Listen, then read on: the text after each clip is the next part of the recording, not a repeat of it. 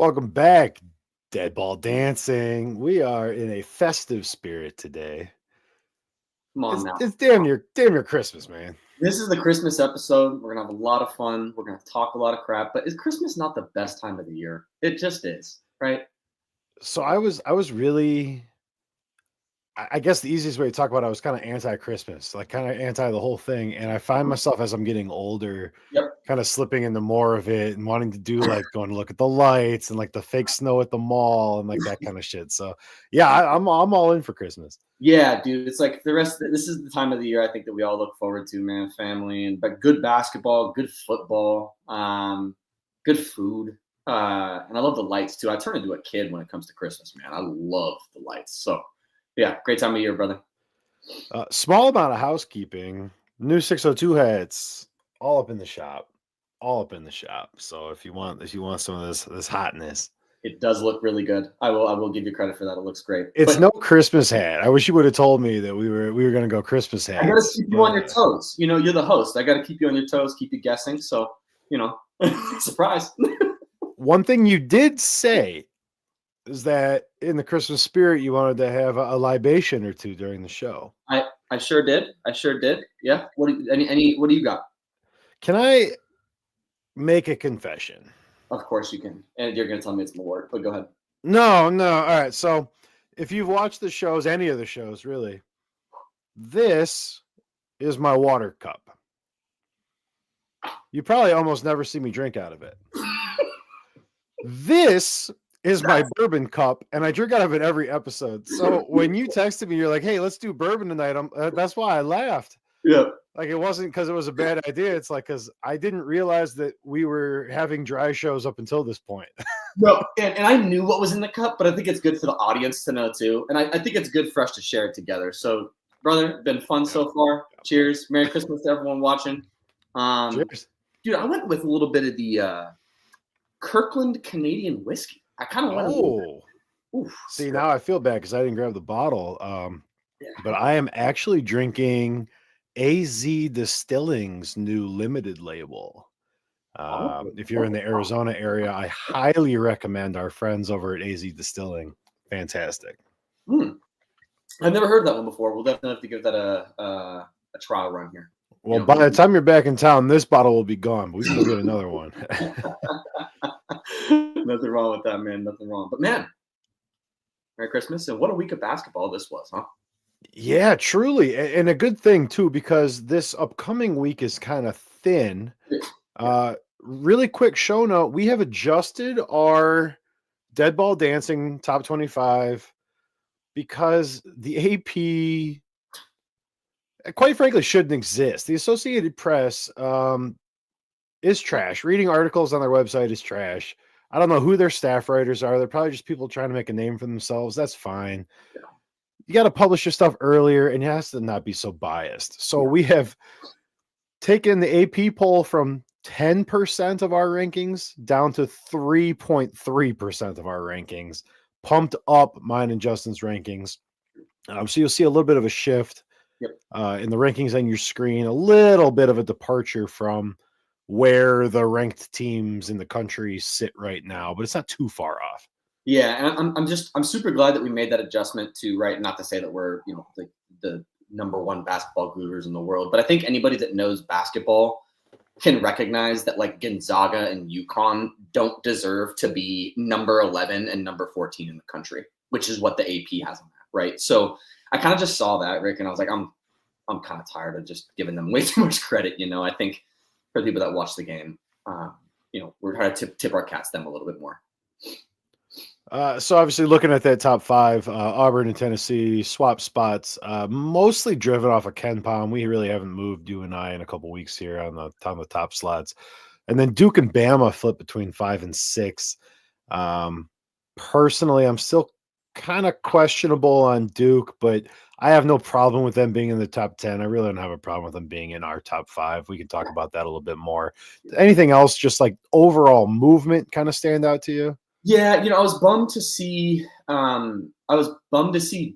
Dayton drop so far because I think they played a really good game against Cincinnati, and maybe it's just a little bit of bias because I like the way they play. But man, man, Cincinnati looks really good, up 6 slots to number 9. I think I moved them into my top 10 as well.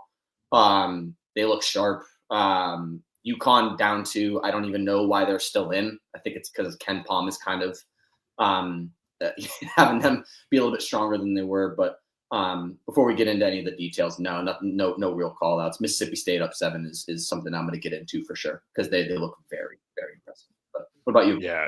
UConn, obviously, you mentioned where they are in the AP poll, 16 in the Ken Palm. That's what's anchoring them there. They've been out of my top 25 for a while. Yeah. The call out I wanted was Maryland. In new all the way up to 15.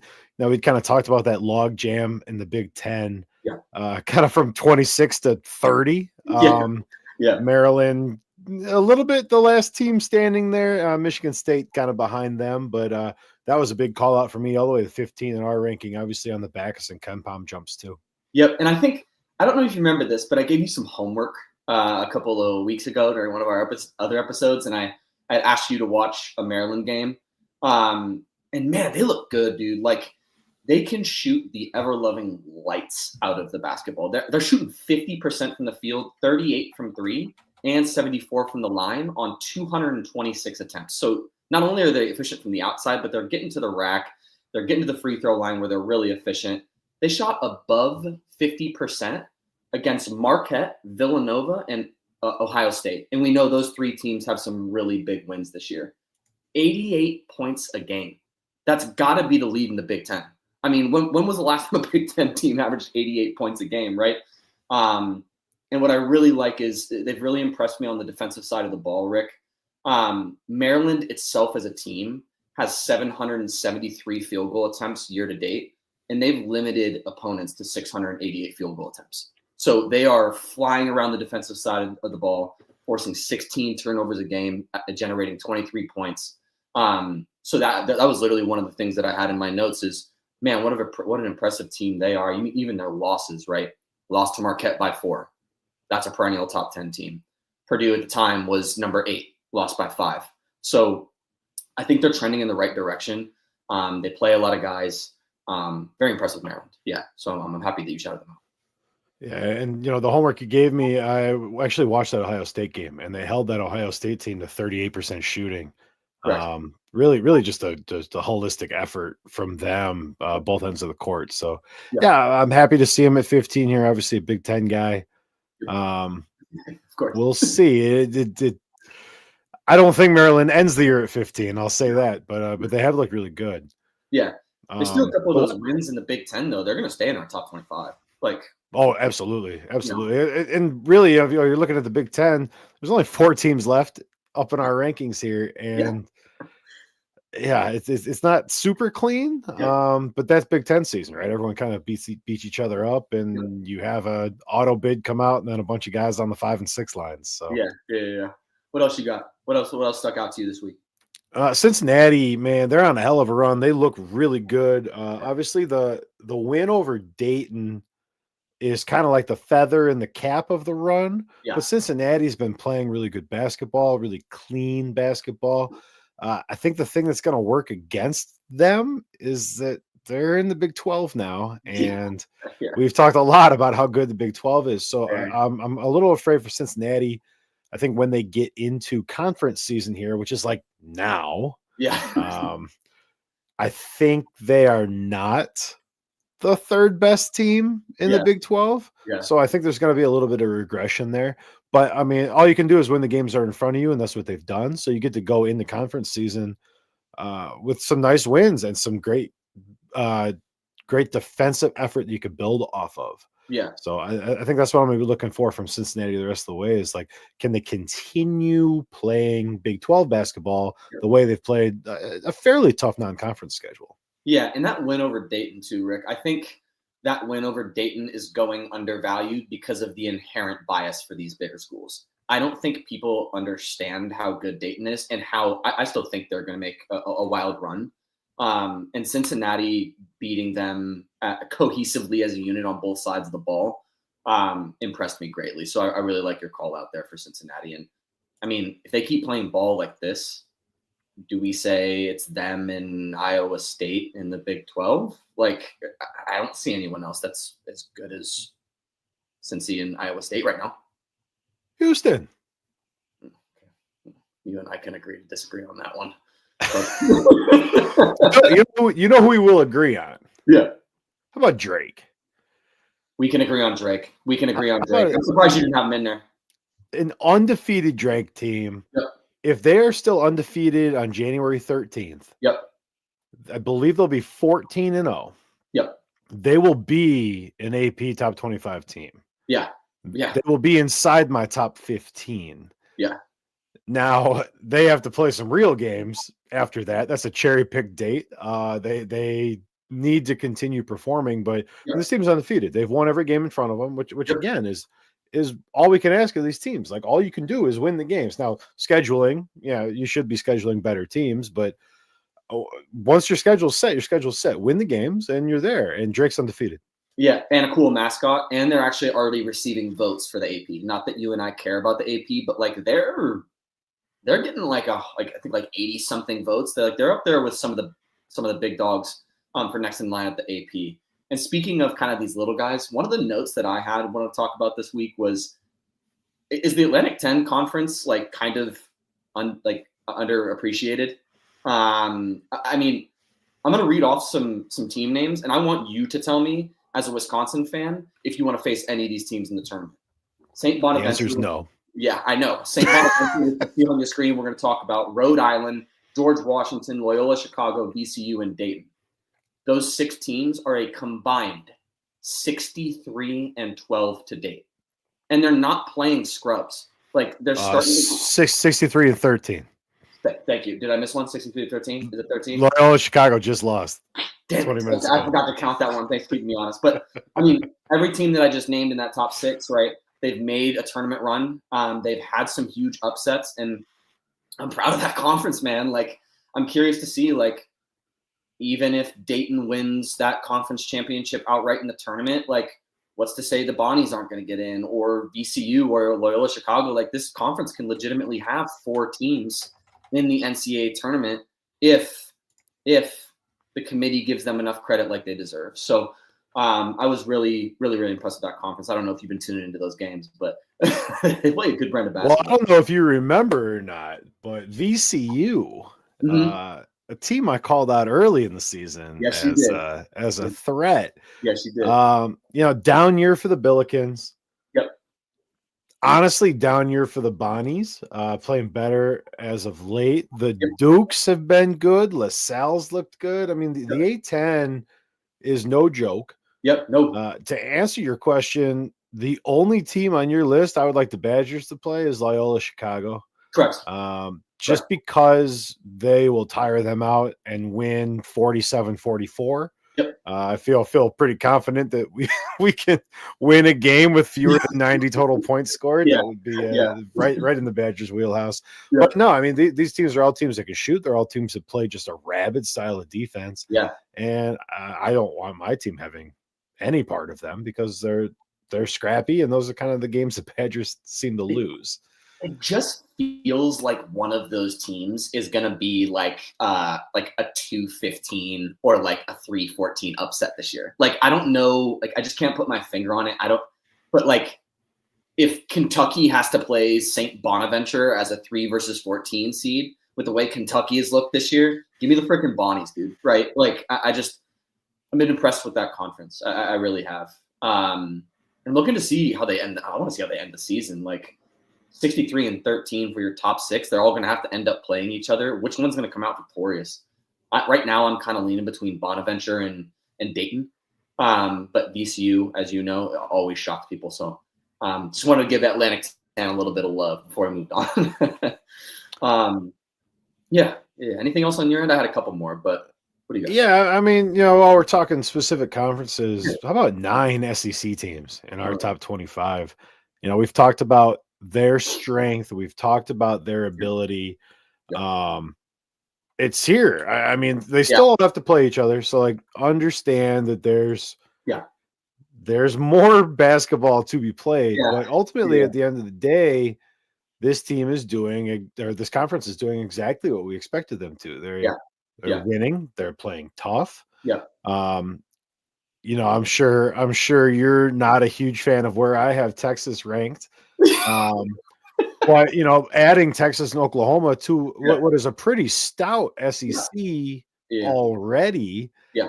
I mean, this is probably still the conference to beat. And when we're getting closer to the tournament, we're going to be talking about the SEC as the conference with the most teams in the tournament. Yeah. And I'm not sure it's going to be that close this year. It might be the SEC and then everybody else. Yeah, and to be perfectly honest with you, one of my teams on notice this week is Missouri, and I genuinely feel they deserve to be in this. So technically, you can make the argument that right now 10 SEC teams should be in our top 25. Texas, I'm going to give you a chance here. Like I don't necessarily disagree that eye test wise, like Texas should technically be in our top 25. But what do you feel is giving Texas the edge over some other schools to get into your specific top 25? Just if you don't mind walking me through that. Yeah, so it's twofold, right? And I'll speak to what I'm seeing on the court, but I'll also kind of reference my rankings. And we've kind of touched on this before. Yeah. I use my rankings almost as like an indicator index for what could be. Yeah. Right. Okay. So Texas played, we will give them a ton of shit and talk bad about them. UConn is still a good basketball team. Sure. Texas played UConn well. Yep. Texas played NC State well, which is also another team that, we're not going to talk about as a top 30 team, but plays good basketball and matches up well. Fundamental. Here's where it gets interesting for me. Texas is 10-2. They play Northwestern State, which is a cupcake, right? That's a joke. But then they have a murderer's row. Yeah. Yeah. So Texas, for me, is sitting where they are in my rankings right now because either they do what I think they're capable of, and they are a top 15, 20 AP team in the country, or they're an afterthought. You play Texas A&M, Auburn, Tennessee, Oklahoma, Florida, Mizzou, Texas A&M, Ole Miss. Yeah. Back to back to back to back. By January 21st, this Texas team either is standing alone atop the SEC, or they're in last place in the conference. Yep. And so for me, between what I've seen from them against a really good Ohio State team, really athletic Ohio State team,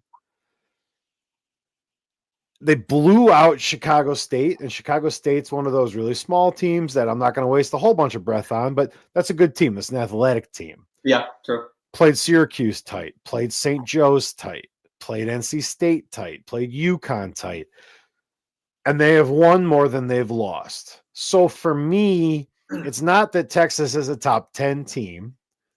It's that Texas is undoubtedly a top 25 team. Interesting. And we might talk again in a week or 2 weeks, and they have either proven me right or proven me wrong. It's just kind of a little insight on how I set my rankings. Yeah, and that's nice. I have Texas a little bit ahead of some of these other teams at 15 because I think that they're probably better than Duke on a neutral court. I think they're probably better than Ole Miss on a neutral court. I have them better than Pitt. I have them better than Mississippi State. So for me, they're ahead of those teams, and I'd like to see what they're capable of once they actually start playing against talent. Because other than Ohio State, Texas hasn't really played anyone that the national stage, at the AP poll, that the ESPN analysts have any clue how to talk about in a meaningful way. So I have my eye test, the Texas games I've seen, which is only like 4 or 5, and that's just kind of where I have them sitting right now. Okay. Cut this. Clip this and make sure that this is a short. Just because if Texas is playing Mississippi State, I want to bet whatever you want on that game. Like, because I'm going to get into Mississippi State shortly. Like, for me, Texas does pass the eye test. To your point, I think they have height, they have length, they're athletic, and they arguably have one of the best players in the nation in Trey Johnson at 21 points a game on almost 50% shooting. But I was looking for them to tell me that they belonged by beating UConn, by not losing to Ohio State, right? They're waxing teams now. They're beating teams by like 50 last time I checked. But I just was hoping for a little bit more out of them early on in the season. Not to say that they won't figure it out in this murderer's row that you're talking about. But I think the reason why I'm keeping them out is because I know what they're capable of, and I'm disappointed. I think is where my mind's at, and why I'm being a little harsher towards them. You know what I mean? But to your point, they get a couple of those wins in that 5-game stretch that you just discussed, and this conversation is completely different, right? So, and that's what I like about dead ball dancing and our aggregate rankings here, because Texas is 35 in the Ken Pom. Texas is not an AP school, right? No. I have them at 15. You know, you have them at what? Outside your top 25, correct? Yeah. So, like, they're at 25 in the dead ball dancing rankings. And I think that's fair, right? And that's why, like, I won't like go to death on my individual ranking. Yeah. Because Texas is not the 15th team in the country. Yeah. Texas is not a top 20 team. But I think Texas should be talked about as a top 25 team. The conversation we just had, I think that's the natural output from our rankings. We can look at it in different ways, and it gives us the opportunity to talk about a Texas, a Clemson, a fading UConn. You know, the back half of the rankings here, I think, is really, really interesting for us. And that's where we kind of differ from the AP and from the talking heads on ESPN. Not only are we better looking and more informed, but also our rankings are more fun. Agreed, fully. And I like that we're treating the 25 to 20, like the 20 to 25 range, almost as like a proactive, like, okay, they're pretty good. They passed the eye test. They have a few good wins, a few bad losses, but they got opportunities coming up. So we're proactively being like, hey, I think that there's an opportunity for them to move up here. So I like your explanation of that. And before we move on, I talked about them a little bit last week, but I want to choose a new dark horse in the SEC, not in the tournament, but in the SEC. Mississippi State is really, really impressing me. It's one of those teams where, like, you watch them walk out of the tunnel and, like, you like feel their presence. Pause. But like it feels like they're connected, they're well coached, and right now they've beaten Pitt by 30 and Memphis by 13. We'll get into Memphis here in a second, but against Memphis they had 19 offensive rebounds. They won the rebound battle 46-32, which is absurd, right? I mean, beating a team by 14 on the boards is like kind of impressive. They had 18 turnovers they forced. 15 steals. I mean, they were picking up teams literally at the opponent's 3-point line on the other side of the court and trapping them all the way down the court. And they held Memphis to 19 for 53 or 35% from the field. And they have some crazy opportunities coming up in January. Get this: Kentucky, Auburn, Ole Miss, Tennessee, Alabama, all before January is over. I like an upset of Kentucky. I like an upset of Alabama. And I like an absolute beatdown of Ole Miss. And then they have 2 losses in that stretch. I think if they do that, with the way they've been playing, give me Mississippi State in the SEC championship. Like, I know they got to go through Auburn. I know they got to go through Bama. Oklahoma, Missouri are very good. But, man, what an impressive basketball team this has been so far this year. Just watch out. Well, and again, you know, we're splitting hairs in the SEC, and it's like, yes, this top 10 team is going to beat this other top 10 team for 3rd place in the SEC. It's exactly. It's insane. It really is. So that's what I have. Well, hell, I mean, I'll just jump right into on notice. I have Kentucky on notice. Yeah. This team beat Duke. Cool. They beat what we're learning is probably the worst Gonzaga team in a generation. Yeah, really bad. I mean, they're not there. I think the game against Clemson, the game against Ohio State is actually who Kentucky is. Agreed. I think this is a weak Kentucky. It's a off-cycle Kentucky. However, Kentucky fans want to spin it. You are probably not top 5 in your own conference this year. No. I mean, this game against Ohio State, It was not really a game. No. They trailed from, let me check my math real quick, before the under 8 timeout, shot 26% from that point on, shot 30% on the day, turned the ball over a shit ton. You can say, and we have said, that this Ohio State team is a good team. Yes. Yeah. If you are Kentucky, you don't lose to a good Ohio State team. No. You dominate that game. Correct. And so I think we have to continue reminding our fans, our listeners, that like these blue bloods can't get by anymore on their bullshit. There's NIL money in basketball. There are players going places that they want to win. They want to win because they get some more NIL money. Yeah. Kentucky can't do this thing anymore where they bring in freshmen and shoot the lights out and play no defense and expect to win. And we're seeing it. And I'm concerned that Kentucky doesn't realize it, right? We know the press won't, we know the AP won't, but at what point do you think that the season kind of turns for Kentucky and they lose the support of the casual fan, of the blue blood lovers, of the media? Like, how many more games can you lose before you're on the outside looking in? You're in the NIT again. I could not agree more. And somehow they're number 10 and that's why I'm looking this way. They're number 10 in the AP poll still after getting absolutely dominated by Ohio State. They're not even in the top 25 in KenPom. They're at 27. So that's why I watched them play basketball, and that's why I think a Mississippi State who's put together and aren't making the same mistakes that Kentucky is making, whether it's just lackadaisical effort or low energy. That's why I think I can name, in my opinion, 5 teams in the SEC that are better Kentucky right now. So I like to call out, and I don't think they make it too far this year. So let's stay in the SEC. Talk to me about Mizzou. I'm impressed with this team. Tough loss against Illinois. They were down, I think, like 8 or 9 points, fought back to lose by 3. They beat Kansas by like 18 points or something like that when Kansas was number 1 in the country.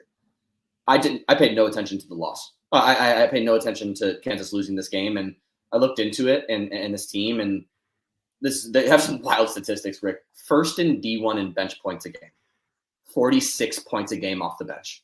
First in D1 in total free throw attempts. They're averaging 30 free throw attempts a game, and second in makes. There's your opportunities right there. Shooting 51% from the field, 37% from 3, and 72% from the line. So they're getting to the line the most out of any team in the nation, and they're making it the second most at a high clip of 72%. Defensively, right? Second in the SEC, 5th in D1 in total steals per game at 10.8 steals per game. That's absurd, right? They're forcing 16 turnovers, generating 22 points off, and they're limiting teams to 40% from the field on 703 attempts. 703 attempts. So teams are getting up shots, but it doesn't matter because the hand is in your face every single time you're try to shoot the ball. And the positive thing for me is, like I said, they have the most free throw attempts in the entirety of D1, and they're limiting their opponents to half of that. So they're doubling their opponents in free throw attempts. And I really like that teams can defend without fouling, especially in a tough SEC where you're not going to play cupcake opponents in your conference schedule, right? So they keep playing like this, and I really like their chances to make a run. I don't think they're going to be better than Auburn. I don't think they're going to be better than Bama. I don't even think they're going to be better than Mississippi State. But if they keep playing the little basketball that they're playing now, they're at least going to test those teams. And I know for a fact they're going to make March Madness. So just wanted to give a little love to Missouri here. So you might have it in front of you, and obviously we haven't started the conference schedule yet. But you know what place Mizzou is in the SEC? No, they're in 11th. What? Yeah, because everyone's either undefeated or has 2 losses. They're literally the 11th team because they haven't played any conference games yet. And that just continues to speak to this SEC strength that we're talking about. Like, insane. It is insane. We are talking about the 11th ranked team in a conference as a contender. And it's not crazy. You're not wrong in any way, shape, or form. Like the SEC is stacked. I cannot wait for January for some of these conference games to come in so we can start seeing how these teams shake out against each other because something has to give. Yeah. Like the 11th place team is not going to have 2 losses all year. It's impossible. So I am so excited for conference season just to see like who is real in the SEC. Like what the hell happens here? Yeah, and I don't see them ending 11th. Like I'm just looking through the rankings here, and I'll give you Florida, Oklahoma, Auburn, and Bama. I would say those teams are better, like the eye test wise, better than Missouri. And that's only 5. So it's going to be a bloodbath as we get to conference. Yeah, when we get to conference play, it's going to be a bloodbath for the SEC. So and 10-0 at home. Those journalism students know how to cheer. I'll tell you what. Is that what Missouri is? Missouri's got big journalism out there, or what? Yeah, big J journalism. Got you. I think I understand what you're saying. I think. Oh, that's like a big cat thing. I can't take credit. It's like, I don't know, they just make fun of journalism. Northwestern and Mizzou, and I'm sure there's another one that people will bitch about in our We make fun of journalism because what the hell is the AP? But anyways, keep going with, I believe, a team that we both want to talk about. This might also be a big J school. Who knows? Marquette, I'm keeping them in my on notice because what I talked about last week was this 4-game stretch where they really needed to go undefeated. And hell, they're 2-0. Obviously played Xavier real tight on the road, but got the win, right? I mean, we can't spit in their face after telling them to do exactly what they did. So, I mean, they won. They're 2-0. Providence and Creighton on deck.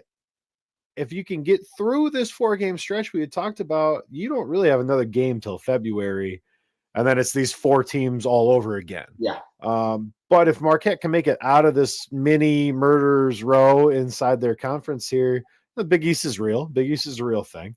They'll be firmly inside top 15, and they probably belong there. Yeah. I'm still not convinced there's not a loss here, and that's why I still have them on notice. Like, look, I called you out, said you need to go 4-0. You're halfway home. Finish it. If you finish it, I will stop doubting Marquette because there's nothing left on their schedule. They are the best team in the Big East. You go 4-0 here, you will be the best team in the Big East. Just get it done. Get the job done. Yeah. And I'm disrespecting them a little bit. I have them 23 in mine, Rick. They allowed Butler to shoot 51% from the field and 41 from 3. And versus Xavier, they fouled 20 times and put them in the double bonus each half. So I just – it's one of those things where it's the eye test, right? They're winning. I can't really knock them for winning, but there's just something with the way they play that hasn't clicked for me yet. And be careful on January 7th against Georgetown because Georgetown might be back, bro. Like, they haven't played anyone real yet, but they beat Creighton by like 21 points and shot 55% from the field against them. And I think Marquette is the better team in that Georgetown matchup. But just like we said with Florida and UNC, be careful. Just be careful. So I like that you're keeping them on notice, and I agree. Let's see what they do in the next couple of games. Hit me with the fighting rabbits, baby. I knew you would appreciate this one. I would like to see their shooting improve. They're only at 46% from the field and 32 from 3. And they need to clean up the offensive side of the ball in terms of assist to turnover ratio. They're 1-to-1. Say their name. Say their name. They deserve it. What, the Bonnies? St. Bonaventure, baby. Yeah, dude. St. Bonaventure. I thought that's what you just said. You led me into it. So I was rolling with it. It's just damn Canadian whiskey. I'm telling you, I'm not, I'm kidding. So I like the way they play. I think they're like 12-1 right now, with some pretty decent opponents coming up. But just like we talked about the Atlantic 10 early, they got VCU, Dayton, and George Washington. I apologize, all before the end of January. Defensively, they're incredible, man. They're holding teams to 38% shooting on 714 attempts, and 30% from 3. And what I really like is, it almost reminds me of a Big Ten style of defense, Rick. It's where you keep the opponents on, like, you don't let them in from the 3-point line. 45% of their opponent shots have come from the 3-point line because if you watch their games, they're building a wall. They're not letting you in the paint. And sure, their opponents have made 99 threes this year, but that's not going to be a sustainable way to beat St. Bonaventure. And I think they got some really good opportunities. What if they steal one against VCU and Dayton? We might be talking about St. Bonaventure in the top 25, man, right? So they passed the eye test for me. Give me a couple wins against VCU and Dayton, and I will put them squarely in my top 25. All right. Are you ready? Dude, I saw the preview to the graphic. It looks incredible. Well, I guess we'll just jump over to it. Game of the week, Saturday, 12/28. It is a thin week, but I think we found a good one. Ole Miss, Memphis. Yeah. This is a game that could knock Ole Miss out of our top 25 permanently. Could also maybe bring Memphis back in. I am worried. Ole Miss really hasn't played anyone yet. We've talked a lot about them. We've talked a lot about the product on the court. They are a good team. Good basketball team. They have a really, really bad loss to Purdue that is looking worse seemingly every other game that Purdue plays. Agreed. But in a stacked SEC, they're going to have a lot of opportunities to prove themselves.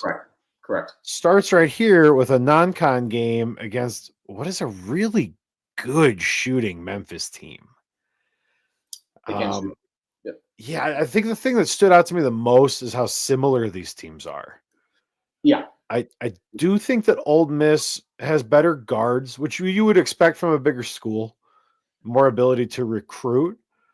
But by the same token, if Haggerty for Memphis goes like 25-5, Memphis wins this game by double digits, and we probably don't talk about Ole Miss again. So it really has to come down to, for me, the guard play, and Ole Miss needs their guys to show up against what is on paper, in recruiting metrics, and kind of in the public consciousness, an inferior team. Like, this is your chance to like catapult yourself into conference play. Take it. I'm really liking these past two game of the weeks where I believe you're choosing Memphis right now, and I'm going to choose Ole Miss. And last week you chose Michigan, and I chose Oklahoma. I really like this. This is nice. We're not just agreeing. Memphis can't shoot the hell out of the ball. They're shooting 40% from three on 242 attempts, and they get to the rim. 308 free throw attempts. They're shooting 75%. I got no qualms with them on the scoring side of offense. Now, I think they get trapped too much in ISO. You watch them play, there's not a lot of ball movement, right? They're only averaging 12 assists per game, and they're committing 14 turnovers per game, which opponents are turning into 19 points off. That's going to be important, right? Because Ole Miss is forcing 16 turnovers a game and generating 21 points off. I think Memphis gets a little too sloppy and a little too stagnant on offense, right? They can bail themselves out with their great three-point shooting, right? But I don't think they've played a team year to date that is as defensively sound and intense as Ole Miss is. They remind me of a poor man's Mississippi State. And I'm worried that not only will Ole Miss shot defense have this game handedly won by about like 8 or 9 minutes left in the second half, but I'm worried that it's going to get ugly even sooner than that. And I don't think Memphis is a bad team. I think they're well put together, but I think Ole Miss's defense, especially the fact that teams have only attempted 530 shots to their 613, is going to be too much for Memphis to handle. And I do think that Ole Miss is going to win this game anywhere between 8 and 11 points. Model's got Ole Miss -6.5. Give me Memphis outright. Give me Haggerty with a double-double. Okay. I'm not going to bet you on Haggerty double-double because he probably will get one, but I will bet you on the outright. I will take it. If Haggerty double-doubles, I don't see a way Memphis loses this game. He's averaging 18, 3, and 2. I think if Haggerty double-doubles, just Having to play closer, take closer shots, be underneath the rim more, gets him in position for more rebounds than he's usually getting. He's been shooting like 18-foot jumpers and hitting them. Yeah. I think if Haggerty has a double-double, the game flow dictates Memphis wins real tight. I think if you told me Memphis won by 5 points, it's in an alternate reality where nothing is real because it's either Ole Miss by double digits or it's Memphis by 2 or 3. Yeah, and I would actually agree with that sentiment. I think if he gets going and that 3-point shooting gets going, like it has been year to date, then I do see Memphis winning a tight one. But short of UConn, which I don't respect Connecticut's defense this year, I don't think they've played a team as intense as Ole Miss is. So for some reason, I'm leaning 8 to 11 point win by Ole Miss. So I'm going to stick to that. Yeah, I think that's fair. I'll bet it. I'll bet it. So we have a bet down, but I think your reality is probably closer to real. Yeah. But It's just Memphis is confusing to me because I feel like they have everything they need, but they only beat Virginia by 2 points, USF by 4, UNLV by 6, then UConn by 2. Right. Yep. And then they lost to Arkansas State. Like, what is Arkansas State, dude? So I'm looking forward to it. It'll be fun. Red Wolves. And really quick, shout out to the graphic. I mean, you're just 3 in a row, man. 3 in a row. Man, it's been fun. It's been fun finding this old shit. Like, this is crazy. Absolutely. We got a special treat for you guys today. But first, I'm going to throw all the normal plugs in that we would anyway. Please do. If you're not playing Chainlink, it is the best game on the internet. It is either the best way to prove to all your friends that you're the best at picking sports or to prove to yourself that you don't have a goddamn clue what you're talking about. I can be both. I'm very good at being both. And you will see this on Chainlink. Very easy to download. It'll have a nice blue outline, dead ball dancing game of the week. It'll look great. So tune in, man. Let us know. Let us know who you think is going to win this in the comments as well, please. Put it in the comments. Let me know your thoughts. Is Rick or Justin right? I think I'm like 6-0 on the season against Rick right now. I think that's probably fair. I'm kidding. Let us know. In about 17 minutes, Yelling and Screaming, our NFL show, is going to be live right here on the channel. So if you're watching this, just hang out for that. What else is going on this week? We got a bartender competition in East Mesa on January 6th. There's just all kinds of fun stuff going on. Follow Club 602 anywhere. Search it on Instagram. We got our Brunch Squad logo up. That'll be us. Follow the website. Please. And of course, here on YouTube. Yes, please. And I've seen the bartender competition videos. He does a great job. The drinks look refreshing. Tune in. Check them out. But normally we'd break here and bring you a secret third segment later in the week. Christmas present. We're going to do it right now. Christmas present. Christmas present. We are going to talk the Diamond Head Classic out of Hawaii. This is the last tournament of the year, and it's already underway. We have Oregon State and Oakland playing right now, almost to the half. Oregon State up 2 points. We also had a loser's bracket game earlier today. Charleston beat Loyola of Chicago. So this bracket on your screen, this is current as to right now. And again, Oregon State and Oakland are playing just about to the half, 31-29 for the Beavs. So what we're going to do today is we're going to pick out our first, second, third place games for this bracket, give a little bit of insight on these teams, and kind of go from there. Justin, you have a strong lean, or you want to just start picking? Well, I'm bummed that the Oregon State game's underway already, because now they're not going to believe that I chose them to win. But let's just get into it, man. Let's just get into it. Well, I mean, if you're afraid of what the live fans are going to think, I have Oregon State winning by double digits, up 2 at the half. Okay. I have Oregon State winning by double digits. There's a lot of people watching this show right now that can't even tell you where Oakland is. Was it Virginia? Is it Virginia? Yeah, I believe it's right by the beach in Virginia. I think they played a bowl game there today. I'm so bummed Oakland's not good because you remember they were making those runs in the tournament. They would all of a sudden be in the Sweet 16. They suck. Yeah, just like out of nowhere, man. What happened? So for the viewers, I'm picking Oregon State as well. Oakland is shooting 61% from the free throw line. I don't care what you shoot from the rest of the field, whether it's the three or inside the three. If you're shooting 61 from the line, you're not going to get it done in tournament style play. So we both say Oregon State. So we're both Midwest guys. We jest a little bit about Oakland. For those who don't know, Oakland is not in Oakland. Oakland is in Michigan. They play on the horizon. I said Virginia. Christ. This is a down home Midwestern team. This is more Detroit than anything. Okay. But okay. Yeah, Beavers by double digits. Give me the Beavers to move on. I don't know about double, but keep going. Yeah. Oh yeah. You're just gonna build the whole second half. The Beavers are bigger. Yeah.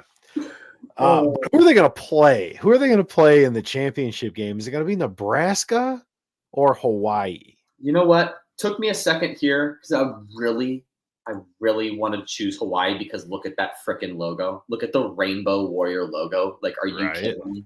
Like, San Francisco would be proud of this. That's a dark joke. I apologize. But anyways, it's a really great logo. I'm not choosing Nebraska over Hawaii because I think Hawaii's a bad team. And honestly, if you guys know me, I'm a Purdue guy and I freaking hate Nebraska. So this hurts me more than anything. Nebraska's more tested. They beat Creighton, who beat Kansas. I think they're just a little more put together than Hawaii. And they beat Indiana. That's irrelevant because Indiana sucks. And they're just better defensively and they take better care of the ball. Hawaii is averaging 10 assists to 12 turnovers.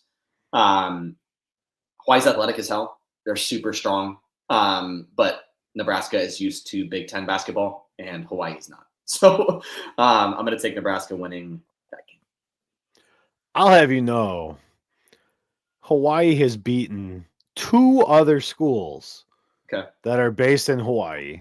Okay. So that's where you're going. Beat Texas A&M Corpus Christi, which is the second best Texas A&M basketball school.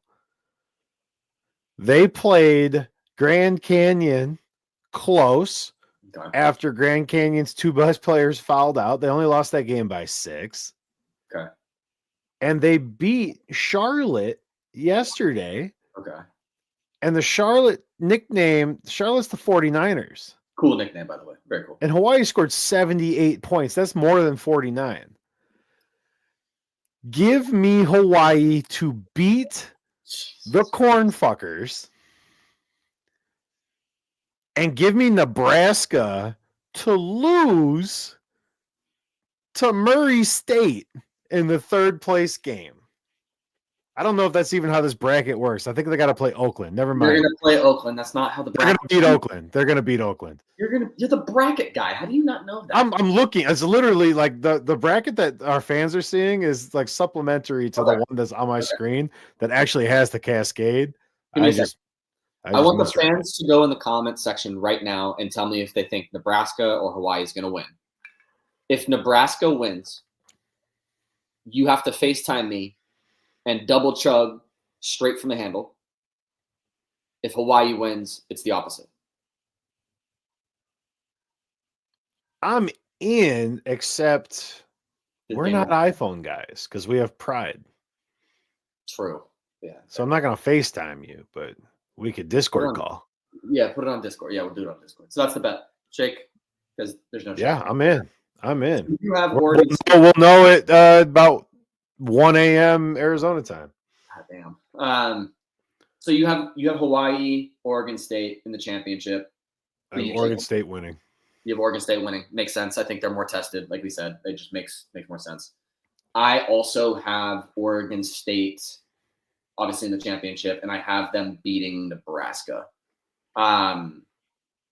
which is kind of an upset if you think about it, because like Nebraska technically has better wins and a better pedigree, but I don't like the way they play. I don't like Nebraska. I don't like the state of Nebraska. And I like Oregon State's mascot. Like, I think a beaver is cool. Like, they just see water and say, absolutely the hell not. Like, no. But seriously, I think Oregon State's a better team, and I got Oregon State winning. I am intrigued by what I'm going to assume is a Charleston Murray State matchup. Murray State, one of those teams that kind of hangs around tournament time every year. The Racers are usually right there. Yeah. Um, Yep. expecting them to beat Charlotte. I would expect them to beat Charleston as well, if that's kind of how it falls out. But the losers bracket side of this has some intrigue for me, because if Charlotte plays Loyola, Loyola is Loyola's probably the third best team in this field. Agreed. Lost a tough game against Oakland yesterday. Lost a real tight game against Charleston today. So obviously not great returns in the near term. Yeah. But if I could get them on a get right game against a Charlotte team that it's not quite there yet, that's probably the one I'm most interested to watch in tomorrow's slate. It's not the championship game. It's not Nebraska and Oakland. It's like some of these losers bracket games I think have a little more intrigue as a basketball fan. Yeah. But cool field. I really like this mix of teams. I'm not sure if these are like the last teams available or what. Hawaii obviously hosting. Yeah. But like, why weren't these teams selected for other MTEs? Like these are decent basketball teams who we've talked about over the last decade as tournament teams and as like intrigue teams. I would rather watch this field play than like a Maui Invitational where the commentators just deride the Blue Bloods like for 5 days straight. Like this to me is more entertaining. Murray State's interesting, dude. I haven't followed them too much this year, but they're athletic as hell. I wasn't anticipating them to beat Nebraska, honestly. I am anticipating them to beat Charlotte. And I'm also anticipating them to beat Charleston as well. I don't think they're going to beat down Charleston, but I do think they might handle Charlotte pretty good because, to your point, Charlotte just hasn't figured it out yet. And then I have Loyola over Charlotte, and I have Hawaii over Oakland on the winner side of the bracket. So it'd be interesting to see if we come back and revisit this tournament right before March Madness, if there's any teams like in the hunt and like this in-season tournament almost like spurred their comeback, right? So very interesting. I like this field a lot, to your point. So yeah, we did that Big West preview early in the year, and obviously talked about Hawaii quite a bit. I mean, this is a team that doesn't recruit as well as anywhere else because Hawaii is essentially not here. Right. So interesting to see them play. Interesting to see them play. Better talent than most of what they're going to play all year. Yeah. If I have a chance later this evening, I'll be watching some of this Nebraska game. Oh yeah. Just see how they match up, because if Hawaii can match up well against Nebraska, and if they win, however they match up against OSU, right? I mean, that's really, really telling for the Big 12. It's really telling for the future of this team, and maybe we see the Rainbow Warriors in the tournament this year. I mean, if they win the Big West, it won't matter. They're going to be in. But can they get that auto bid is really the question. And upset Nebraska, in my opinion, and then upset Oregon State and win this tournament at your home floor, essentially. Agreed. Like, I would love to see them in the tournament. All right. Well, hey, that was our secret third segment. We will be cutting this and posting it as a standalone because it's all about the views, man. It's all about the views. But we did it for you as a Christmas present. We are here. This is officially the longest episode of Dead Ball Dancing. It is. But again, we normally cut the third segment out, obviously, right? So, 35-minute segment with 20-minute special segment. But, Santa, Middle Eastern Santa joined you guys today. And we wanted to bring you something special. So, seriously, thank you guys for tuning in. Dad, I know you're watching. Can you please put in the comments if you think Nebraska or Hawaii is going to win so I can talk crap to Rick? But thank you guys so much for tuning in. This was a lot of fun. If you're here and you got nothing to do for the next hour, we're jumping over, yelling and screaming our NFL show. The Packers are up 14-0 in the second quarter. We'll talk about the week that was, the week that will be, and get some football under our belts here. Yep. Have a happy holiday, whatever you celebrate. Thanks for joining us on Dead Ball Dancing. Justin, send us out, man. Thank you guys for joining. Merry Christmas, Happy Hanukkah, Happy Holidays, you guys. And looking forward to the game of the week. Spend some time with your families. And we'll see you guys next Monday. Peace. Peace. See you on Yelling and Screaming, y'all. Tune in.